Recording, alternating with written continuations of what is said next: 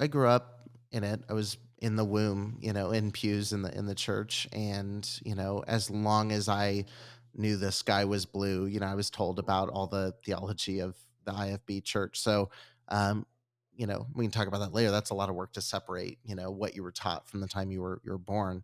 But I was raised. I spent 7 days a week on the campus. My parents were on staff at the Christian school in the church, so Monday through Friday, I was attending, kindergarten all the way through 12th grade, all on the same, 3 or 4 acre campus.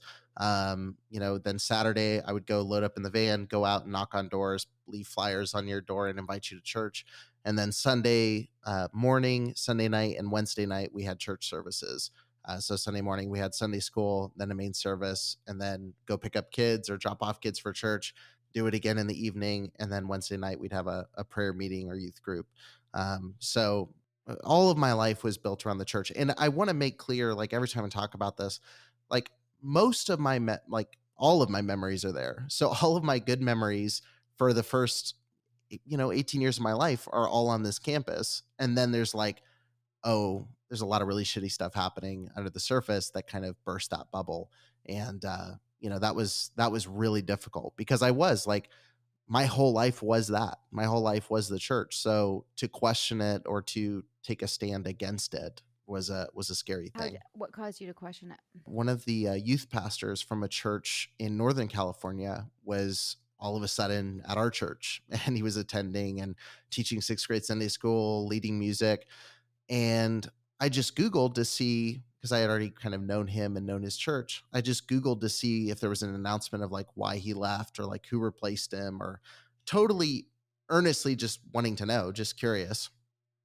And the first like three search results on Google were warrant issued for Chico man's arrest, youth pastor in Chico, molested teenage girl.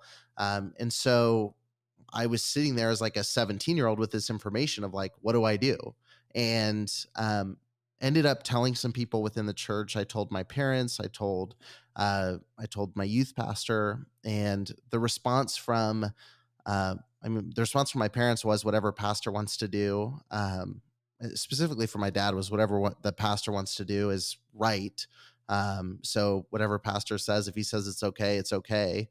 The response I got from my youth pastor was, "You're being bitter. You need to forgive. You need to move on. Let him move on with his life." And keep in mind, this is all while there's an active warrant.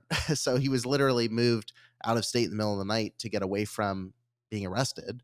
And I'm being told on my end, like, "Hey, you're being bitter. Your heart's not right. You're trying to hurt the ministry." And it destroyed a lot of relationships in a matter of a couple weeks.